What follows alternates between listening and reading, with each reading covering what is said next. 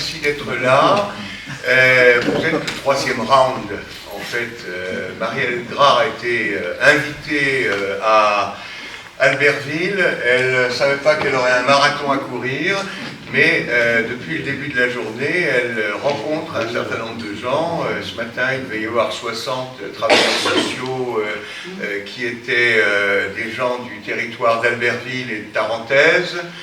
Cet après-midi, une cinquantaine de formateurs de l'éducation nationale et d'autres personnes des premiers et second degrés concernées par l'école. Ce soir, vous, et merci d'être là, puisque vous êtes à la fois des individus, mais comme on vous connaît, pour un certain nombre d'entre vous, tu as en face de toi un certain nombre de militants, qui sont des militants susceptibles de porter ta parole, éventuellement, et la parole d'Atelier Carmonde, et qui sont des ambassadeurs, des répercuteurs, des chambres d'écho, donc c'est plutôt bien. En tout cas, merci d'être là. Alors, Marie-Hélène Grard n'est pas tout à fait une inconnue dans la région. D'abord, elle connaissait la région bien avant nous, enfin moi en tout cas. Donc, c'est quelqu'un qui vient régulièrement ici et qui, semble-t-il, aime le territoire. Oui, on aime bien. Tu dis oui quand même. Et par ailleurs... On l'a contredit depuis ce matin, donc il a peur de ma réponse. Et par ailleurs, elle est venue 2 fois à Albertville, une fois pour un premier, pour un premier travail sur la grande et très grande pauvreté, mais il est possible qu'elle revienne un peu ce soir. Elle est venue une 2e fois pendant la semaine des solidarités. Elle évoquait à côté d'autres le concept controversé de sobriété heureuse. Y a-t-il une sobriété heureuse et pour qui, etc. Ce soir, on est tout à fait dans autre chose. Je crois que vous avez bien saisi le message. On est dans le titre le dit, quand les sans-voix parlent de l'école. Alors on va s'intéresser sur ce que c'est que les sans-voix à un moment donné, justement. Sont-ils vraiment sans-voix et comment?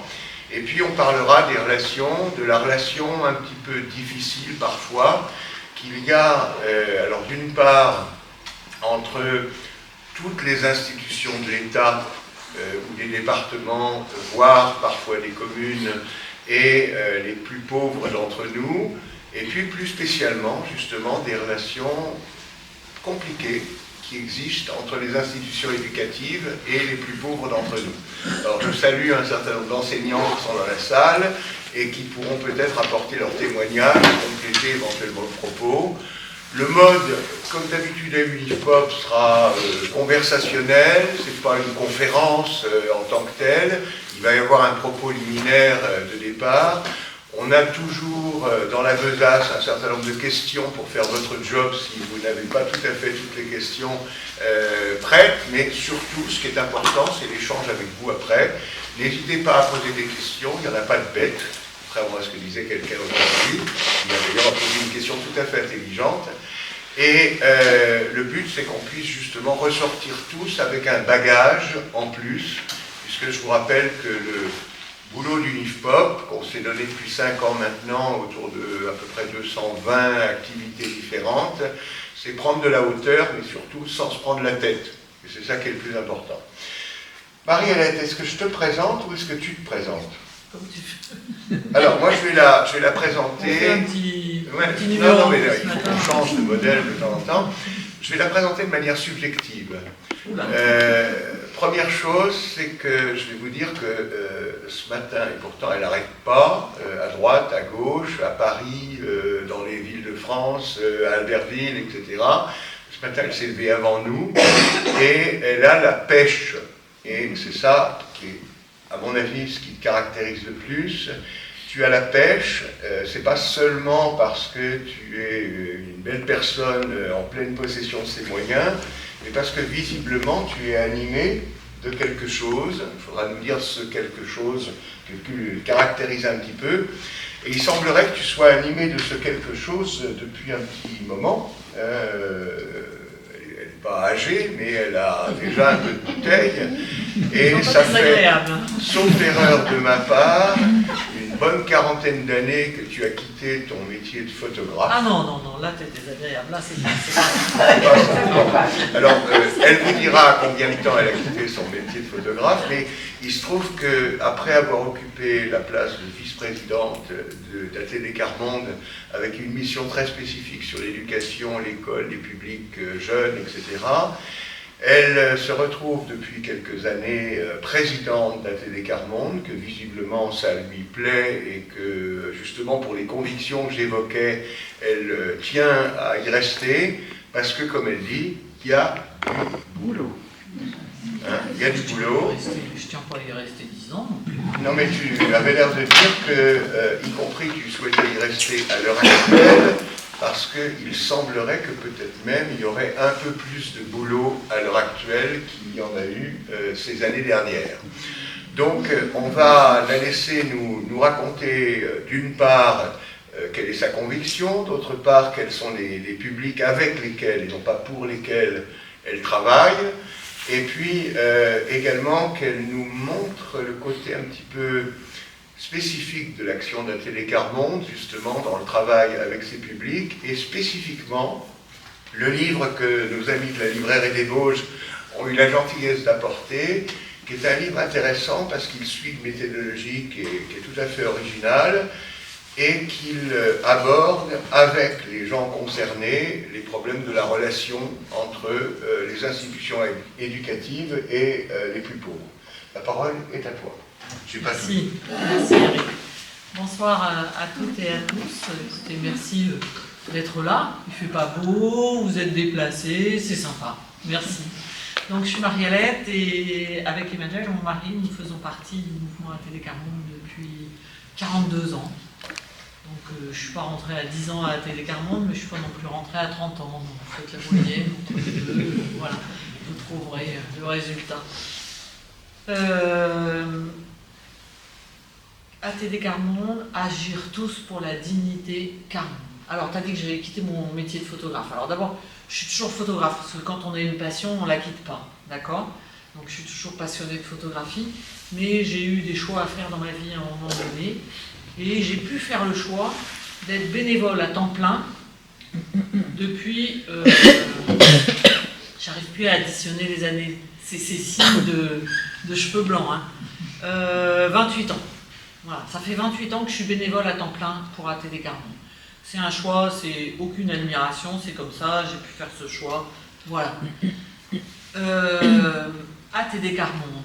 Alors peut-être, sans doute, même certains d'entre vous connaissent, mais je vais quand même vous redire un peu qui nous sommes parce qu'on est un peu atypique, on est un peu particulier, différent.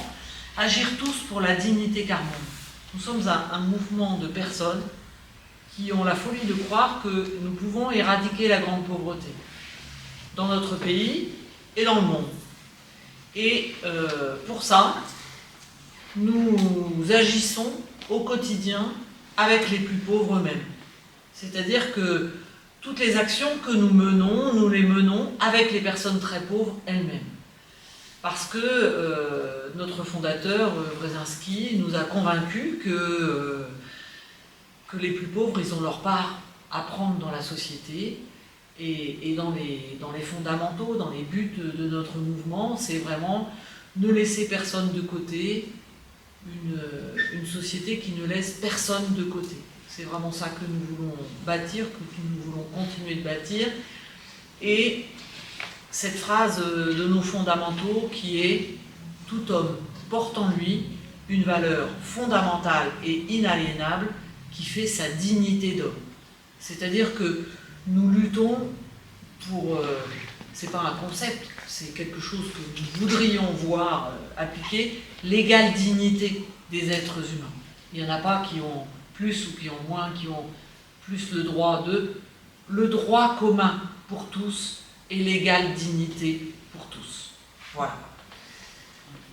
Avec ça, vous avez à peu près la définition d'ATD Quart Monde, voilà. J'y reviendrai si vous avez des questions à me poser.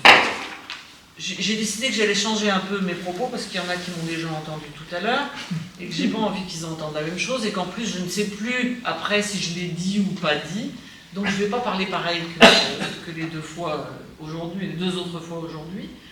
Et pour vous, entre guillemets, donner une définition de la grande pauvreté, de la pauvreté, de la grande pauvreté, juste vous dire quand même une chose avant de vous lire ce texte pour vous donner une sorte de définition de la grande pauvreté.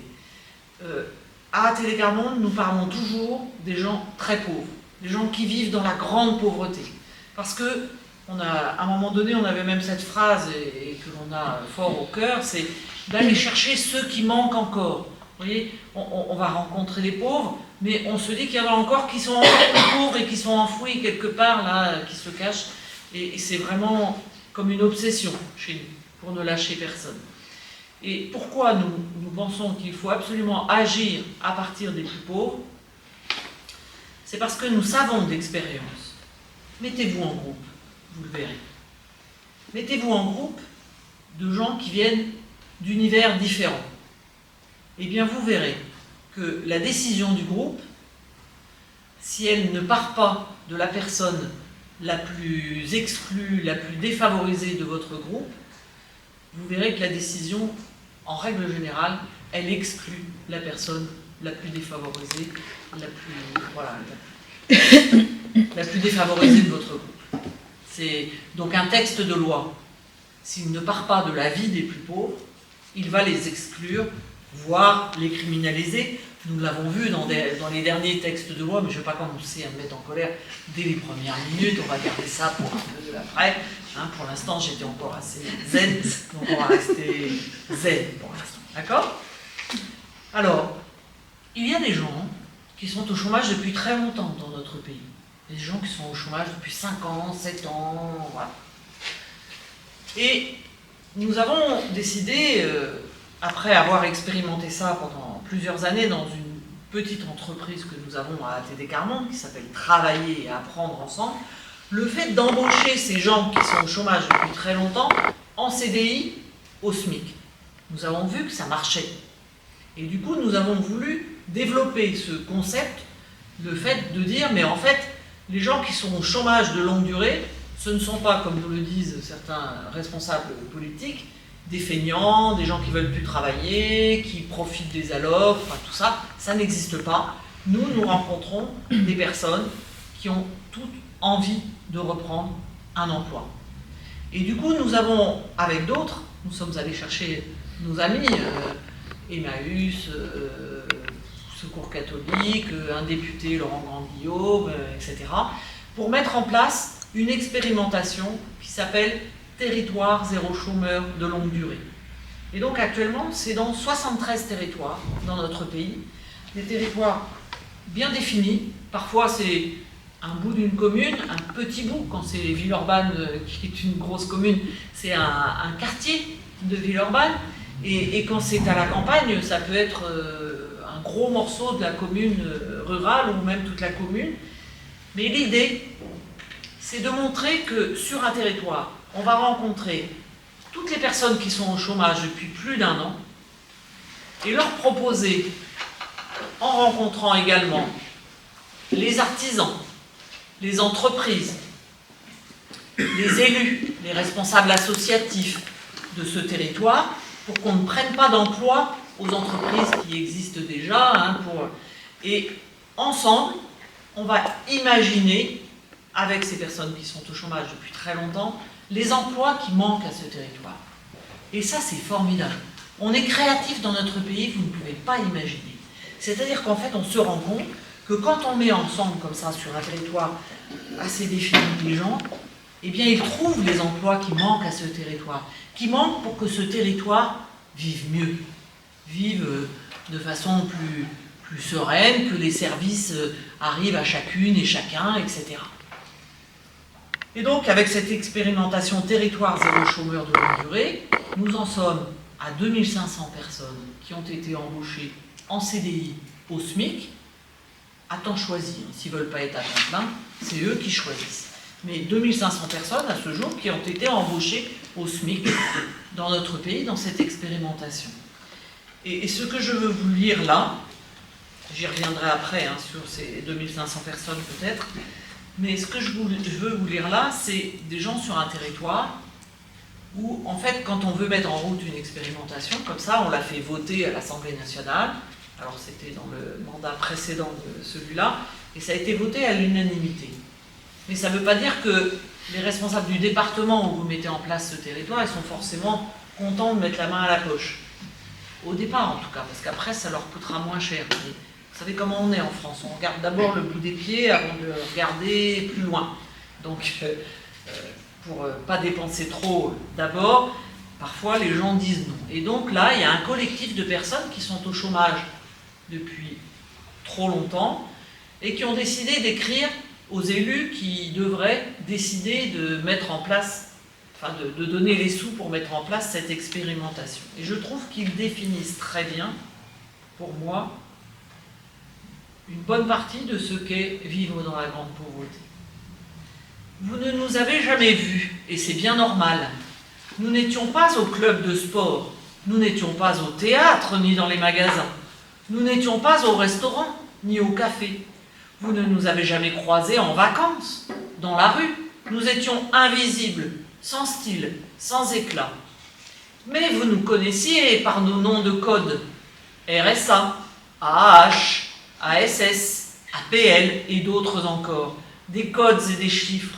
Nous étions des survivants ou des sous-vivants. Passés maîtres dans l'art du peu, du rien, sans projet, sans rêve, cabossés. Et puis, nous nous sommes rassemblés, unis. Nous avons appris à nous connaître, à nous apprécier, à nous soutenir. Nous avons recommencé à espérer, à nous battre, à y croire, à croire en nous-mêmes aussi. Nous avons changé, nos regards ont changé. Nous nous sommes mis à sourire, si disparâtres et surpris de découvrir la force et le talent et l'imagination du groupe. Et le pouvoir de nos espoirs communs, de notre détermination, de notre fierté retrouvée. Nous ne voulons pas retourner au néant.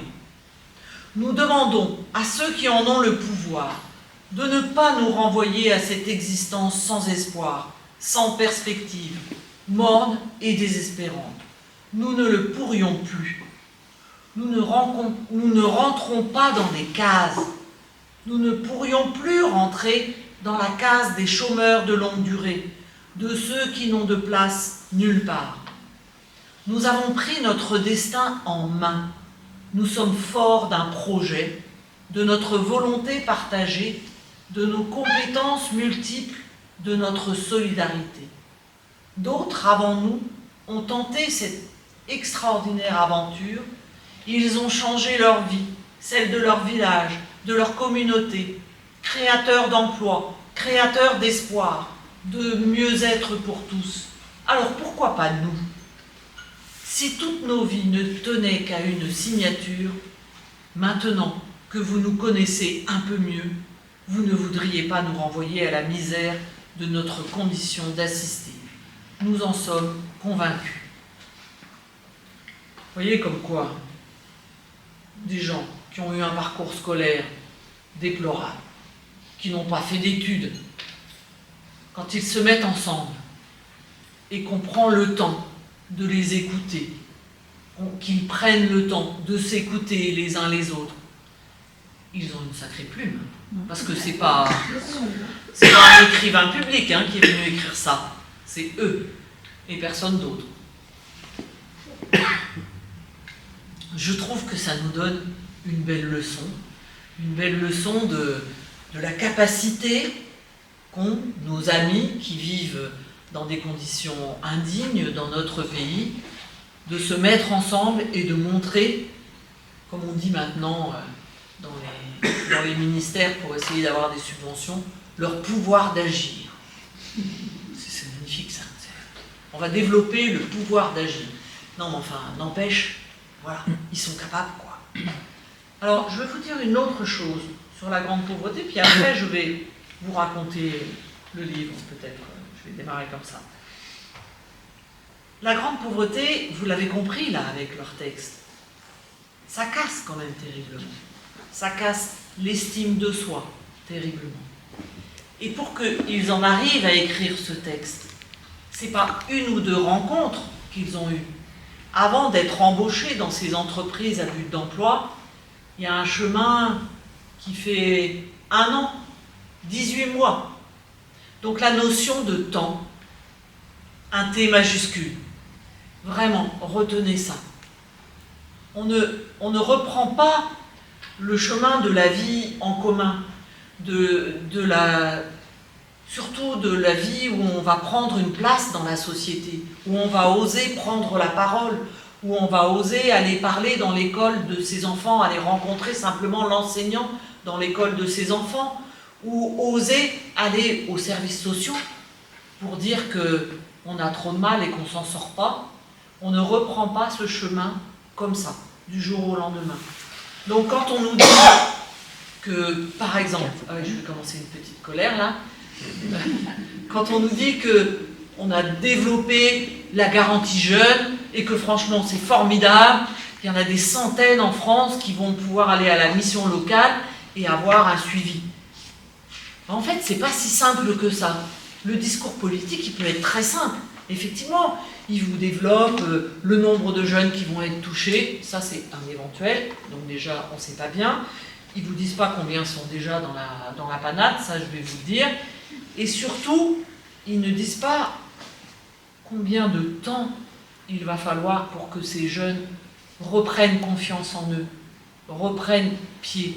Il y a dans notre pays chaque année 100 000 jeunes qui sortent du système scolaire sans rien. Aucun diplôme, inscrit nulle part. Voilà. 100 000. Et bien du coup, ça fait un chiffre au bout d'un moment. Eh bien nous en sommes, parce qu'on additionne là pour l'instant, hein, ça fait, je ne vais pas vous dire le nombre d'années, sinon je vais être désagréable. Donc, nous en sommes à 1,5 million. 1,5 million de jeunes de 18 à 25 ans, hein, quand on dit jeunes dans notre pays, c'est 18-25, d'accord? Donc 18 à 25 ans, 1,5 million qui sont sans rien, inscrits nulle part, qui n'ont aucun diplôme et qui ne vont pas aller comme ça à la mission locale parce que tout d'un coup, à la radio ou dans les journaux, on dit il y a la garantie jeune qui va être développée pour plus de jeunes dans notre pays. Ça ne marche pas comme ça. C'est comme pour ces gens, pour ces adultes dont je parlais à l'instant, pour qu'ils retrouvent un emploi en CDI au SMIC. Il faut du temps. Il faut aller les rencontrer. Et la rencontre, eh bien parfois vous pouvez toquer 10 fois à la porte avant qu'il ouvre la porte, ou elle ouvre la porte. Parce que la perte d'estime de soi, c'est terrible. Et pour retrouver la confiance avec les personnes qui viennent à votre rencontre, eh bien, il faut que la personne qui vient à votre rencontre, elle soit patiente. Voilà. Il faut qu'elle soit patiente. Absolument. Donc cette notion de temps, j'insiste et je réinsiste, elle est très importante. Dans ce livre, alors, tiens, j'ai envie de parler du livre. Là. Ah ben ça tombe bien parce qu'on est venu pour ça. On est venu pour ça. Donc c'est bien. Et surtout, c'est un sujet extrêmement important. Pourquoi faire un livre? Franchement. D'abord, j'ai aucune qualité pour faire un livre, je suis photographe. Un livre sur l'école de la réussite de tous, j'ai enseigné 1 an. Après, j'ai démissionné parce que ça m'allait pas. Voilà. Mais, en fait, c'est Vincent Peillon.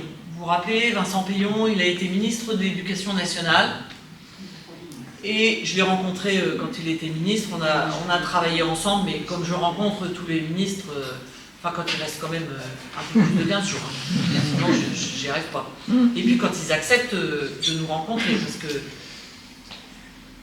parce que quand même, là, depuis 2-3 ans, les ministres et premiers ministres n'ont plus de temps pour rencontrer les responsables associatifs que nous sommes, qui luttent contre la pauvreté et la grande pauvreté dans notre pays.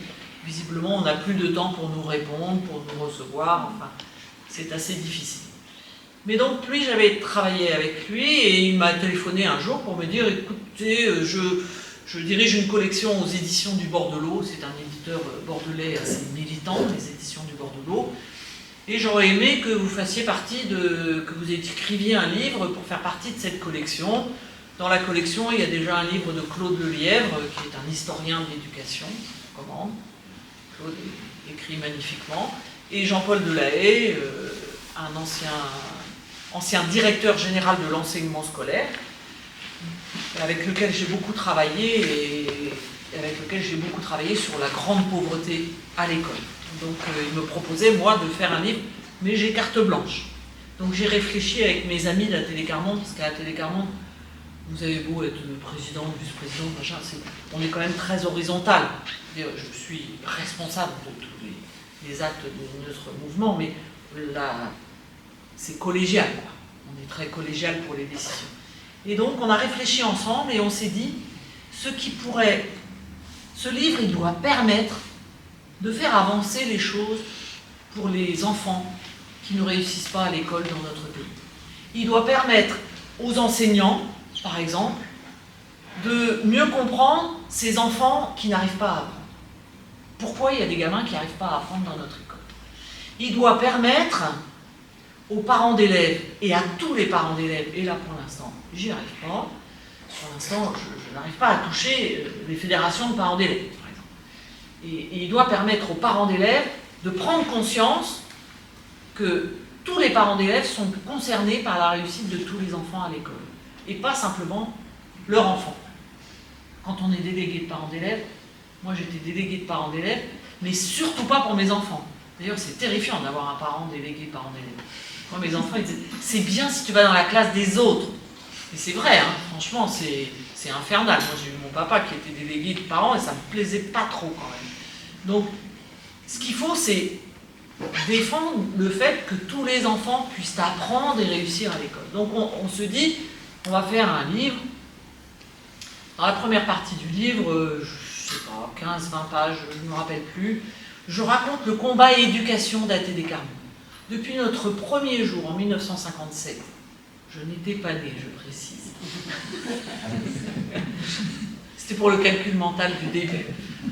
En 1957, quand est né ce mouvement dans un bidonville à Noisy-le-Grand, Wresinski, qui lui-même est né dans la grande pauvreté et a vécu son enfance et sa jeunesse dans la grande pauvreté, notre fondateur, il a rejoint là 250 familles dans ce bidonville qui vraiment étaient rejetées de tous. Personne ne voulait y aller.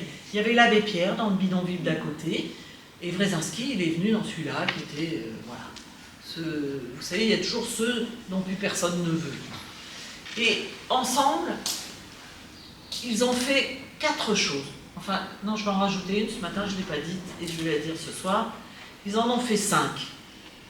C'est-à-dire, au risque de vous choquer, et certainement pas dans l'idée de vous choquer, mais parce que Wresinski avait profondément en lui l'idée que ces personnes très pauvres, il fallait qu'elles puissent exercer leur dignité, et non pas retrouver. Personne ne perd sa dignité, mais pouvoir l'exercer.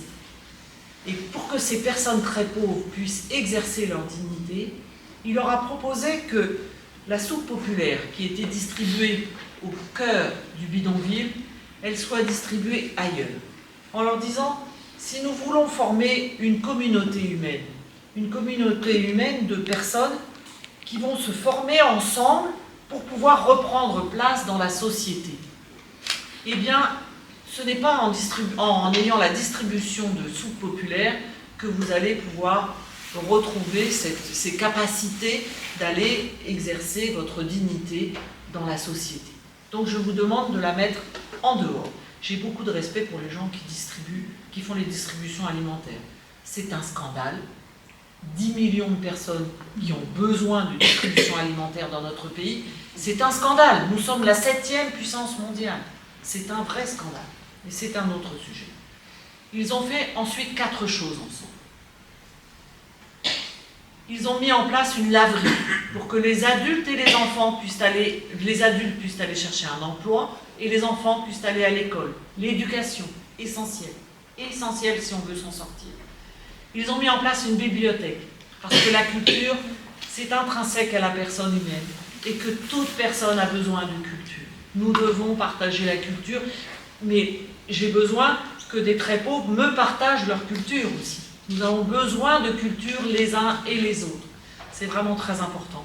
Ils ont mis en place ensuite un jardin d'enfants. Parce que quand on vit dans la grande pauvreté, dans un cloaque comme ça, dans un bidonville, s'occuper des jeunes enfants, c'est pas la première priorité de la journée. C'est plutôt de savoir ce qu'on va manger, comment on va s'en sortir et comment on va trouver un boulot, etc. Un jardin d'enfants. Et puis, 1957, je rappelle, bidonville, 1957, un salon d'esthétique.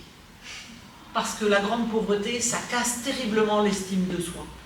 Et que pour que les gens osent se regarder, que les gens retrouvent l'estime d'eux-mêmes, ils ont mis en place ce salon d'esthétique. Après, ça s'est transformé en université populaire Carmont, avec des gens du Carmont dans l'université populaire, pour qu'ils retrouvent leur parole et leur capacité d'aller parler.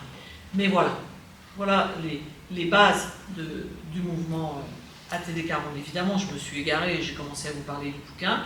Donc, je vous ai dit que dans ce livre, je raconte le combat éducation d'ATD Carmont. Voilà, il y a plein d'étapes. On est un peu fou. On a eu une école de l'éducation nationale au sein d'ATD Carmont à un moment donné même. On fait des choses assez diverses et d'ailleurs, actuellement, nous menons une recherche, mais j'en parle à la fin du livre, donc j'y reviens après. Ce qui fait le cœur de ce livre et qui vraiment est pour moi l'essentiel, c'est le dialogue que j'ai avec 10 militants Carmont. Des militants à ATD Carmont, des militants Carmont, on les appelle comme ça, à ATD Carmont, ce sont des gens qui vivent dans la grande pauvreté ou qui ont vécu dans la grande pauvreté et qui décident de se former à la manière d'agir d'ATD Carmont pour aller porter la parole, pour aller chercher d'autres qui sont encore plus enfouis qu'eux dans la grande pauvreté. Les militants Carmont. Donc je m'entretiens avec 10 d'entre eux qui ont entre 17 et 67 ans. Ils racontent tous leur parcours scolaire. Accrochez-vous. C'est pas facile. C'est pas facile. Mais on n'est pas là pour pleurer. On est là pour faire des propositions. Et par exemple, Franck, d'ailleurs j'ai l'immense honneur d'aller avec lui dans une librairie au Mans, la semaine prochaine, je crois, présenter ce livre, dont il est aussi co-auteur. Et Franck fait partie de la communauté des gens du voyage. J'ai une affection particulière pour la communauté des gens du voyage. Et il se trouve qu'il y en a 3 dans ce livre qui font partie de la communauté des gens du voyage. Ça fait partie des gens les plus montrés du doigt, les plus rejetés dans notre pays. Si vous voulez mettre les gens les uns contre les autres, vous dites « Ah, moi je suis pour les gens du voyage ». Et là, il y a tout le monde qui dit « Oh non, mais enfin quand même, c'est des voleurs. Oui, oh, mais ceux-là, ils ont quand même fait. » Enfin bon, à chaque fois, il y a un truc. Hein. Et donc Franck, il dit « L'école ne l'aimait pas. » Et il dit « Mes enfants auraient voulu faire des études plus longues que celles qu'ils ont faites, car ils ont été scolarisés dans des classes qui ne sont pas des classes pour apprendre, mais des classes pour faire patienter. » C'est rude, hein? C'est une terrible formule, comme dit Jean-Paul Delahaye, qui faisait cet article sur mon livre. Terrible. Mais c'est la réalité. Et c'est Vincent, dont les parents n'ont pas été longtemps à l'école, il dit. Et il raconte ses déboires avec l'orientation. Il dit, quand j'étais en 3e, et que j'ai entendu le conseiller d'orientation m'envoyer en STI, j'ai eu l'impression que j'allais travailler à la NASA. En fait, je me suis retrouvée sur une tourneuse fraiseuse. Et Vincent, il dit aussi, il trouve que les devoirs sont les choses les plus injustes à l'école, parce que les enfants ne sont pas à égalité devant l'aide que les parents peuvent leur apporter. Ils ont des mots d'une justesse, mais c'est invraisemblable. Invraisemblable comme ils sont justes. Alors tous racontent leur parcours scolaire. Voilà, par un moment c'est un peu édifiant, mais tous disent ce qu'il faut faire pour que cette école permette à tous les enfants de réussir. Donc ça c'est très important. On ne va pas simplement se dire ah, c'est terrible ce qu'ils vivent les très pauvres et puis on reste pétrifié comme ça. Ça sert à rien. Ce qu'on veut c'est que ça bouge. Donc tous disent ce qu'il faut faire. Ensuite il y a 3 personnes Parce que depuis 5 ans maintenant, nous menons une recherche sur l'orientation scolaire des enfants de milieux défavorisés. Dans notre pays, dans une quinzaine d'écoles en France, écoles maternelles et élémentaires, pour mieux comprendre pourquoi les enfants de milieux très défavorisés dans notre pays sont orientés dès la fin de l'école maternelle, au plus tard au milieu d'école élémentaire, c'est déjà bien déterminé, et ça se clôture en fin de CM2 vraiment au plus tard, vers des filières spécialisées, voire vers des filières du handicap, qui ne leur permettent pas de développer leur intelligence comme il se doit pour tous les enfants dans notre pays, qui ne leur permettent pas non plus de choisir leur orientation. Et donc, nous voulons comprendre quels sont les moments dans les classes. Est-ce que c'est un problème de pédagogie? Est-ce que c'est un problème de groupe classe? Est-ce que c'est un problème d'amitié dans la classe? Est-ce que c'est un problème de relation entre parents et enseignants? Est-ce que c'est... Enfin voilà, il y a une multitude de choses à trouver. Donc nous voulons essayer de comprendre et nous travaillons depuis 5 ans avec ces écoles qui se sont toutes engagées volontairement avec nous. Au départ, ils étaient une vingtaine, mais des fois on se trompe de date dans sa vie, ça arrive. Et là, on a démarré en septembre 2019. Et donc en mars 2020, nous avons fait en février-mars 2020, nous avons fait les premières observations dans les classes. Un chercheur, un militant Carmonde, et puis est arrivé Covid. Et là, on est passé, toutes les écoles avec lesquelles nous étions sont passées à la centrifugeuse, et puis nous aussi, enfin voilà, donc il a fallu se remettre, et au bout de la centrifugeuse, il est resté 15 écoles. Mais bon, ça va bien, on avance. Donc nous voulons comprendre, et à la fin du livre, je m'entretiens avec Dominique Lahanier-Reuter, qui est une chercheuse de Lille, qui anime avec moi cette recherche depuis le début. Voilà. Nous sommes une équipe de coordination avec une salariée simplement et que des gens bénévoles et un chercheur par école pour accompagner cette recherche, tous bénévoles. Ils sont juste indemnisés de leurs frais, les chercheurs qui travaillent avec nous. Dominique Lahanier-Reuter, donc qui raconte la recherche, on discute toutes les deux. Elle ne raconte pas juste toute seule, on cause. Ensuite, il y a Florence Denonfou, c'est une directrice d'école, comme on les aime. Vous savez, ces gens passionnés, quoi. Passionnés. Je trouve ça trop génial. Elle a craqué pendant Covid, comme tous les directeurs et directrices d'école qu'on a vus. Mais n'empêche, une école maternelle, à Lyon 8e. Je ne sais pas si vous connaissez Lyon, mais Lyon 8e, c'est pas le quartier, c'est pas la Croix-Rousse, quoi. Voilà, c'est pas Paris 16e, c'est plus connu, ça, voilà. C'est pas tout à fait pareil, mais c'est un quartier sympa, moi j'aime bien. Mais n'empêche, elle est dans une école maternelle avec 15 classes. 15 classes, ça veut dire en ville, dans un quartier assez dense, les petits minous, ils montent au 2e étage pour aller dans leur classe. C'est pas rien dans une école maternelle. Et surtout, 90% des enfants qui sont accueillis dans cette école sont, avec leurs parents, logés dans des foyers d'hébergement dans le quartier. Ça veut dire que les parents, ils déposent leurs enfants le matin, et puis la journée, ils marchent. Ils marchent dans Lyon, parce qu'on ne peut pas rester au foyer d'hébergement. Les 3/4 du temps, vous n'avez pas le droit de rester. Et le soir, ils viennent rechercher leurs enfants. Et les enseignantes, elles ont vraiment très à cœur que ces enfants, ils arrivent au CP avec le bagage qu'il faut, quoi. Qu'ils soient armés, j'aime pas ce terme, mais qu'ils aient vraiment les bagages qu'il faut au CP pour rentrer dans ces apprentissages de lecture, d'écriture, voilà. Alors, ils avaient, par exemple, elles avaient voulu que ce soit que des classes multi-âges. Et ça marchait bien. Du coup, les enfants, ils arrivaient au CP beaucoup mieux armés. C'est-à-dire que dans une classe, vous avez de la petite section, de la moyenne section et de la grande section. C'est pas simple pour l'enseignant. Mais elle trouvait que les enfants, au bout du compte, au bout des 3 ans, eh bien, ils arrivaient beaucoup mieux en CP. Mais bon, le recteur en a décidé autrement. J'ai eu beau aller le voir, et des fois, il nous fatigue quand même là-haut. Franchement, c'est pénible. Mais bon, heureusement, ils n'obéissent pas tous, et on a pu voir cet après-midi qu'ils n'obéissent pas tous. Nous avons eu la parole de la rectrice qui a dit que, visiblement, les groupes de niveau au collège, c'est pas son problème. C'est très important, parce que c'est absolument ségrégatif, et c'est très important d'entendre ça.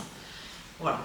Donc, elles ont dû arrêter leur classe de niveau, mais par contre, elles font des actions pour rencontrer absolument tous les parents. Et vous verrez dans le livre, je ne vais pas tout vous dire, hein, sinon c'est pas drôle, vous n'allez pas l'acheter, je rigole. Et le troisième, à la fin, c'est un syndicaliste. Parce qu'à Télécarmonde, nous travaillons dans le domaine de l'éducation depuis longtemps, je vous le disais, et depuis une bonne vingtaine d'années avec des partenaires, que sont 3 syndicats, le SNU-IPP-FSU, le SGEN-CFDT et le SE-UNSA. Des mouvements pédagogiques, je pourrais vous les détailler si vous voulez, et les fédérations de parents d'élèves quand elles viennent nous réunir. Mais c'est pour nous très important de travailler avec ces professionnels parce que nous faisons avancer notre pensée, notre manière de réagir et d'agir à l'école, et j'ai l'audace de croire que nous faisons avancer leur pensée aussi. Parce qu'en tout cas, ils ont commencé à travailler avec nous il y a 20 ans, mais il y a 10 ans, il y a 12 ans, nous nous sommes mis d'accord sur un point qui nous relie absolument depuis. Quand on se dispute, on a toujours ce point-là qui revient. Vous savez, des fois, on a comme ça un point d'accord.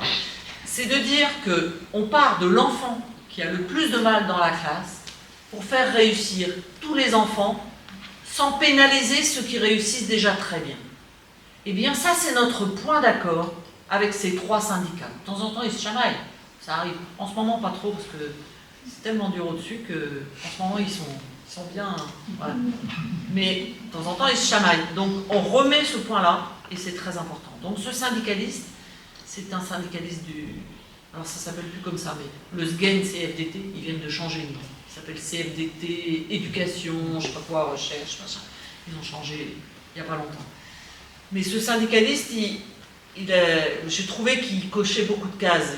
Il a été longtemps, et il redevient l'année prochaine, enseignant en SECPA.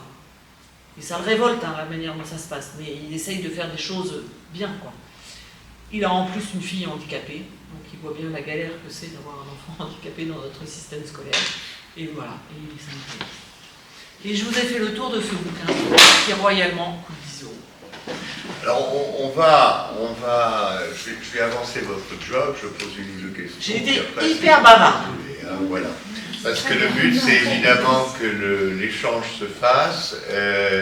Moi, je commencerai, c'est une question que tu n'as pas entendue de la journée, donc tu vas pouvoir... Ah bah toi aussi, tu fais du nouveau un peu. Voilà, absolument. C'est pas mal. Est-ce que donc, vous avez parcouru l'ensemble du parcours scolaire des enfants? Est-ce que vous avez réussi à identifier des moments clés de cette relation qui ne va pas très bien à certains moments entre les institutions éducatives et les très pauvres? Est-ce que c'est la maternelle? Est-ce que c'est l'entrée, le premier contact avec l'école? Est-ce que c'est l'école élémentaire? Est-ce que c'est le collège avec, alors, témoignage personnel simplement? Avant d'être président de l'UNIFPOP, je faisais tout à fait autre chose à la fin de ma carrière. Et il y avait un moment très triste de l'inspecteur de l'éducation nationale que j'étais, qui était à peu près aux alentours du mois de mai, où j'avais sur mon bureau à peu près 7 dossiers qui venaient de tous les endroits où on nous envoyait les enfants de SECPA, les enfants dont on disait qu'il fallait qu'ils aillent en section d'enseignement général et professionnel adapté. Et je feuilletais les dossiers, et ça me rendait complètement déprimé, parce que je voyais des enfants de pauvres, des enfants d'immigrés, des enfants de familles monoparentales, des enfants... Enfin, ça n'avait rien à voir avec seulement le niveau scolaire et les capacités de compréhension, mais c'était du tri social qu'on me demandait de faire. Est-ce que tu as identifié, alors pour revenir à la question, des moments qui sont des moments clés? On pourrait aussi parler de l'université. Hein. Il y a une chose que je ne vous ai pas dite. On est toujours un peu particulier à Télécarmonde. Donc, dans notre mouvement, on écrit beaucoup ce qu'on vit auprès des plus pauvres, etc. Donc, ce que vivent les plus pauvres est évidemment très important et fait le socle pour nous. Donc nous avons un centre d'histoire de la grande pauvreté en France. S'il y a des historiens parmi vous, ça peut vous intéresser. Il y a d'ailleurs des chercheurs qui vont y travailler dans ce centre d'histoire qui a été reconnu par l'UNESCO l'année dernière comme mémoire de l'humanité. Et dans ce centre d'histoire, nous avons également un centre de recherche. C'est-à-dire que nous travaillons avec le monde de la recherche depuis le début des années 60. Mais pourquoi je vous dis ça? Pour répondre à ta question. Parce que notre recherche que nous menons là sur l'orientation scolaire, nous la menons avec 10 militants carrément. Nous la menons avec des chercheurs dans chaque école, un chercheur, une chercheuse dans chaque école, et il y a un groupe de 10 militants carrément, des gens qui ont cette expérience de la grande pauvreté. Et depuis le début de la recherche, ces militants Carmonde accompagnent les chercheurs. C'est-à-dire que nous sommes allés, dès le début de la recherche, faire des observations dans les classes et des entretiens avec des élèves. Observations en grande section de maternelle, en CP et en CM2. Et des entretiens avec les élèves de CP pour étudier la cohorte. Vous voyez, du CP au CM2, ça fait 5 ans. Et cette recherche, nous la nommons comme une recherche participative. Parce que ce qu'observent les chercheurs, c'est passionnant, c'est très intéressant, et nous avons un rapport de ce qu'ont observé les chercheurs dans les écoles, non pas pour dire eux ils font bien, eux ils font pas bien, on n'est pas du tout là-dessus, mais nous avons également les observations des militants Carmonde. Et vous pouvez être au même endroit avec un militant ou une militante Carmonde, et on ne voit pas la même chose. Nous n'avons pas la même expérience de vie. Nous n'avons pas le même quotidien. Moi, je me rappelle très bien avoir été dans une classe, je vais vous donner l'exemple, comme ça va vous parler, avec 2 militants Carmonde et une autre chercheuse, une chercheuse plutôt, parce que moi je ne suis pas chercheuse, pour observer dans cette classe. Et à la fin de la matinée, donc on fait un débrief entre nous pendant le temps du repas, pour se raconter et écouter les militants Carmonde sur ce qu'ils ont observé dans la classe. Et donc, à la fin de la matinée, l'un et l'autre nous disent « Oh, c'est génial, t'as vu, à chaque fois qu'un enfant réussit bien, c'était un CP à 12. Et à chaque fois qu'un enfant réussit bien, l'enseignante, elle fait comme ça, elle fait un petit cœur. C'est génial, franchement, c'est formidable. T'as vu, c'était quand même... Et puis, ils sont par petits groupes, elle les aide, tout ça. » Nous ne disons rien. On écoute les militants Carmonde. Et l'après-midi, nous sommes retournés dans cette classe. Comme quoi il faut du temps. Il faut toujours du temps. Même pour les militants Carmonde, il faut du temps. L'après-midi, nous retournons dans cette classe. Et là, nous nous rendons compte qu'en fait, l'enseignante, qui savait parfaitement que nous venions observer dans sa classe, eh bien je ne sais pas pourquoi, mais elle n'avait pas préparé tout à fait la séquence de l'après-midi en tout cas. Et moi j'avais observé bien d'autres choses que les petits cœurs le matin, et les militants avaient observé d'autres choses aussi, mais tout en positif. Et moi pour ma part j'avais observé des choses qui commençaient à me choquer beaucoup. Mais voilà. Et l'après-midi, elle a essayé de faire c'était en CP, elle a essayé de faire tout un cours sur un objet qui chute et le fait que quelque chose chute. Donc elle a essayé de trouver un bout de papier où on met des trombones au bout et puis ça fait comme un parachute qui chute. Mais comme elle n'avait pas préparé sa séquence, elle posait des questions aux élèves, mais les élèves, il n'y a que les élèves qui étaient en facilité qui ont répondu. Et puis au bout d'un moment, on s'est rendu compte que ceux qui n'étaient vraiment pas en facilité, elle ne les interrogeait mais absolument pas. Et là, les militants Carmonde, eux, ils ont observé des choses que moi, je n'ai absolument pas observées. Si le matin, ils n'avaient vu que du positif, l'après-midi, ils n'ont pas forcément vu que du négatif, mais ils ont vu des petites choses, des petits moments d'exclusion de certains élèves. Par exemple, un élève était avec une AESH. Je m'adresse à vous parce que je sais que vous l'êtes. Et malheureusement, tous les AESH n'ont pas reçu de formation pour faire ça. Et son AESH parlait tout le temps quand l'enseignante parlait. Et moi, je n'ai pas fait très attention, j'avoue, à l'AESH. Et les militants Carmonde m'ont dit « Mais c'est impossible pour cet enfant d'apprendre. Comment veux-tu qu'il écoute l'enseignante, l'AESH à côté ?» Et ils sont allés, on pouvait se promener dans la classe, et ils ont écouté ce que cette personne de bonne volonté, mais qui n'a pas été formée, et ce n'est pas de sa faute, tentait de faire passer auprès de l'enfant qui n'avait absolument rien à voir avec l'exercice qui était demandé par l'enseignant. Voilà, cette recherche, elle est participative et c'est très important. Donc nous avons des moments. Alors, je vais répondre à ta question, tu vas voir. Sinon, je t'aurais... Non, t'en fais pas, là je suis beaucoup plus obéissante que ce matin. Ce matin, je ne répondais pas à ces questions. Ça doit commencer à l'agacer au bout d'un moment. Comme on passe la soirée ensemble, on va essayer quand même. Mais nous avons donc eu Covid, mais Covid nous a amené du bon. C'est-à-dire que pour réunir des enseignants qui sont dans toute la France, de Montpellier à Lille en passant par Oyonnax, etc., ils ne veulent pas toujours se déplacer et nous comprenons bien, enfin nous n'avons pas toujours le temps de nous déplacer. Donc nous avons pu faire des réunions en Zoom, vous savez, enfin avec l'ordinateur. Et ça quand même c'est un plus. Donc nous faisons régulièrement des réunions en Zoom avec les enseignants, avec les chercheurs et même nous proposons des formations aux enseignants sur place, dans leur école et en Zoom, certaines pour permettre à tous les enseignants de bénéficier d'une formation sur la coopération, par exemple, avec Sylvain Connac. Voilà, c'est formidable de pouvoir avoir une formation comme ça. Mais nous avons des moments où nous nous retrouvons, parce que c'est absolument essentiel de pouvoir travailler de visu ensemble. Et à chaque fois que nous avons 2 fois par an des rencontres avec les enseignants, les chercheurs et le comité de pilotage, nous avons la veille une journée de travail avec les 10 militants Carmonde, recherche participative. Et nous préparons cette journée de travail avec l'ensemble des acteurs de la recherche, avec les militants Carmonde. Et là, je réponds à ta question, parce que ces journées de travail, nous les avons construites à partir des observations des militants Carmonde dans les classes. Et voici les thèmes que nous avons eus pour travailler ensemble dans ces journées. Nous allons travailler sur les récits d'exclusion que les militants Carmonde ont observés dans les classes. Par exemple, dans une classe où d'ailleurs il y avait des gens qui filmaient en même temps, il y a un élève où l'enseignante voyait qu'il était un peu fatigué et elle lui dit bah, « c'est pas grave, tu peux dormir.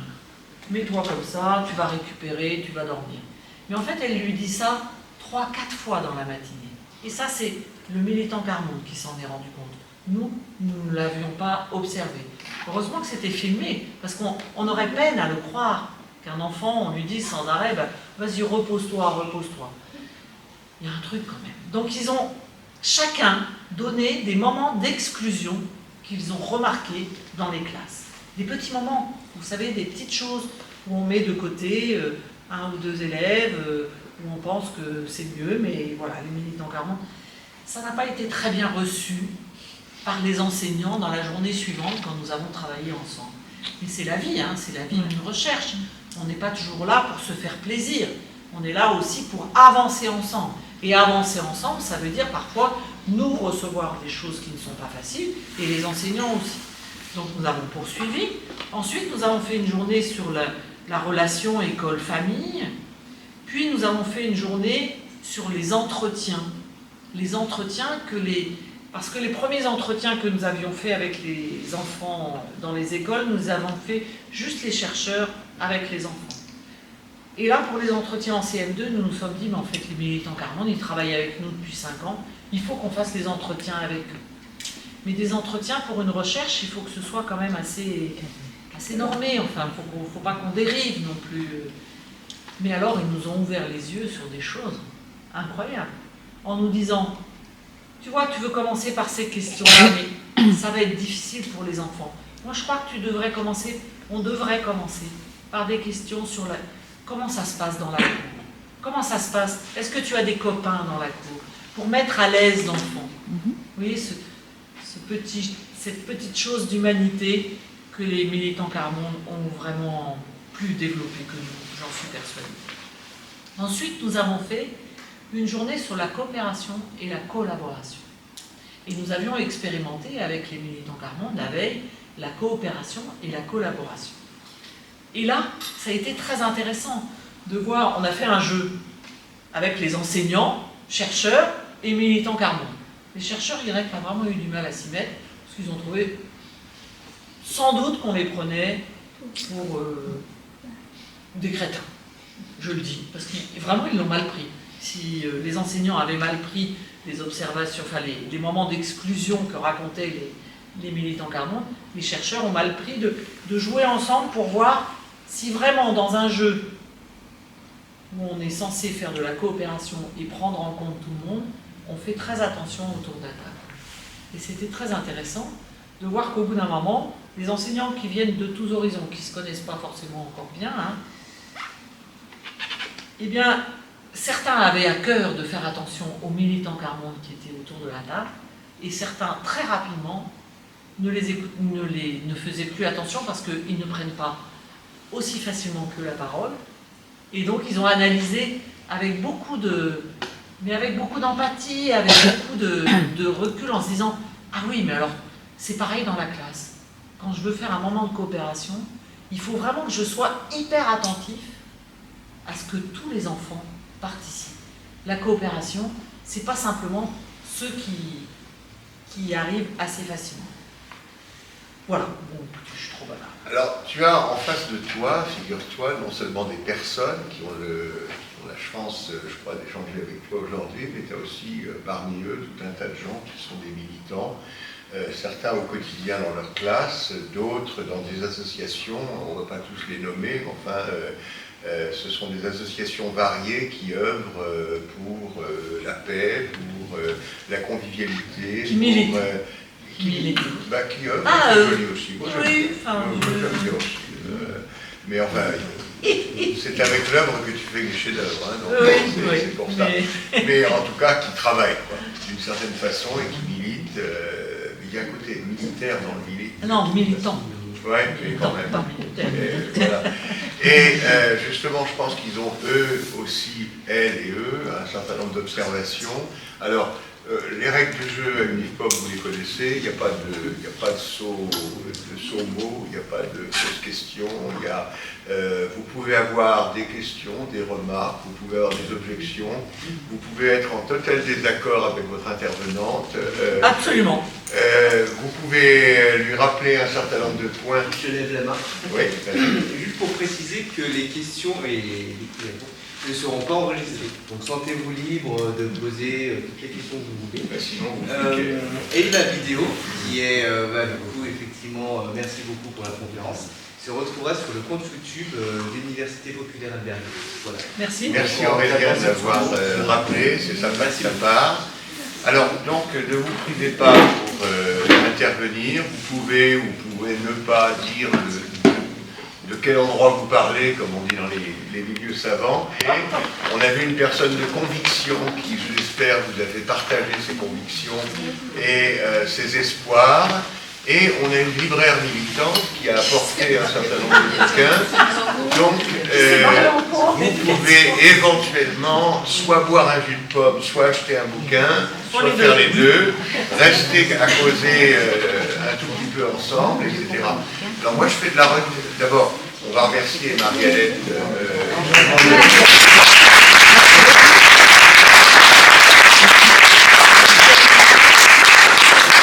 Je ne vends pas ma salade, mais que nous la proposons toujours. On vous indique juste que jeudi prochain, rien à voir, nous serons au campus des métiers de la montagne pour une première de ce qui s'appelle les rencontres qui donnent la pêche. Et nous allons